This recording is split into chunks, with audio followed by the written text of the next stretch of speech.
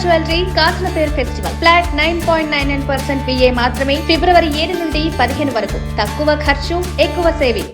ఆ బీఆర్ఎస్ అని పేరు పెట్టే తెలంగాణలో ఉనికి పోగొట్టుకున్నారండి. వాస్తవానికైతే టీఆర్ఎస్ అనేది తెలంగాణ సెంటిమెంట్. అది మొదట గెలిచిందంటే సెంటిమెంట్తోని, ఉద్యమాలతోని.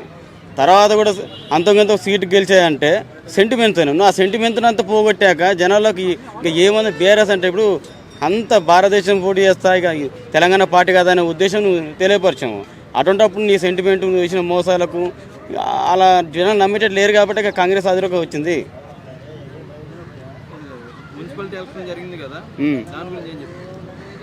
మున్సిపాలిటీ ఎలక్షన్ తెలిసినంటే ఇప్పుడు వాళ్ళ లోపాలు, వాళ్ళు ప్రజల తెలంగాణ సొమ్మునంతా దోపిడీ చేసుకొని ఇస్తానన్న పథకాలు ఇవ్వకపోవడం అనేది వాళ్ళు చేసుకున్న కర్మఫలమే ఈ ఓటమి.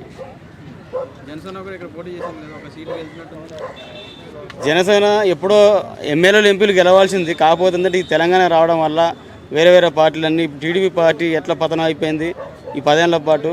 మళ్ళీ ఇప్పుడు కాంగ్రెస్ ప్రభుత్వం రావడం, ఈ రేవంత్ రెడ్డి గారు ఆయన గురు శిష్యుల్లాగా ఉండడం, మళ్ళీ తెలంగాణలో కూడా ఒక సీటు గెలిచింది టీడీపీ. జనసేన కూడా 2వ 3వ గెలిచింది. కాకపోతే ఏంటంటే తెలంగాణలో మిక్స్డ్ ఒకటి గెలిచింది. అది మంచిర్యాల అనుకుంటాను. మంచిర్యాల గెలిచింది, ఒకటి గెలిచింది. ఈ కార్పొరేషన్ మున్సిపాలిటీ గెలిచింది. అంటే తెలంగాణలో ఎవరైనా పోటీ చేయొచ్చు. కాకపోతే జనాలని, తెలంగాణ ప్రజల్ని సెంటిమెంట్గా వాడుకుని ఎన్ని ప్రయత్నం చేసినా ఇప్పుడు ఆ ప్రయత్నాలు వర్కౌట్ అయ్యేటట్లేవు.